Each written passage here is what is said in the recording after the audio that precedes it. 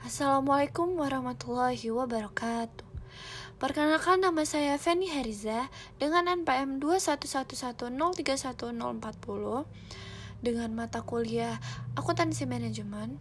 Saya di sini akan menjelaskan tentang jawaban dari pertanyaan yang sudah saya pilih sebelumnya.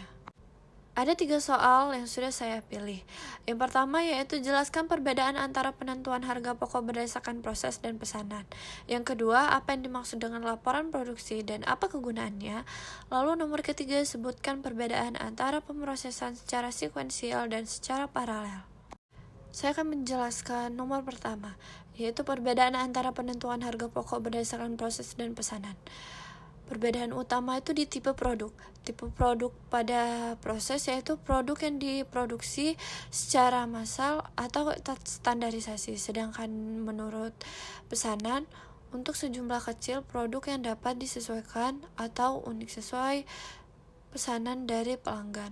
Lalu di industri, biaya proses itu menghasilkan produk tunggal atau produk serupa dalam jumlah besar seperti produsen dan produk semen.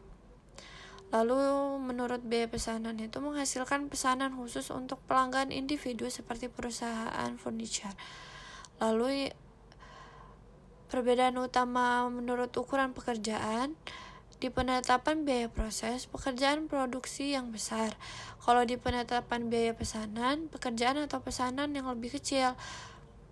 Nah, perbedaan utama menurut akumulasi biaya proses membagi antara total biaya setiap departemen dengan jumlah unit produk yang dihasilkan di departemen tersebut. Sedangkan di penetapan biaya pesanan dikalkulasikan untuk setiap pesanan agar biaya pesanan dapat dihitung secara akurat.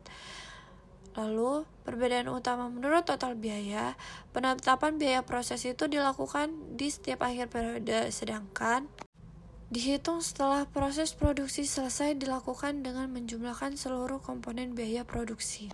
Lalu jawaban nomor kedua yaitu laporan produksi dan kegunaannya. Apa sih laporan produksi itu? Laporan produksi itu sebuah dokumen yang mengikhtisarkan aktivitas produksi yang terjadi dalam sebuah departemen pemrosesan untuk suatu periode waktu tertentu. Lalu kegunaannya yang pertama untuk menelusuri arus unit yang melalui sebuah departemen. Yang kedua, mengidentifikasi biaya yang dibebankan ke departemen.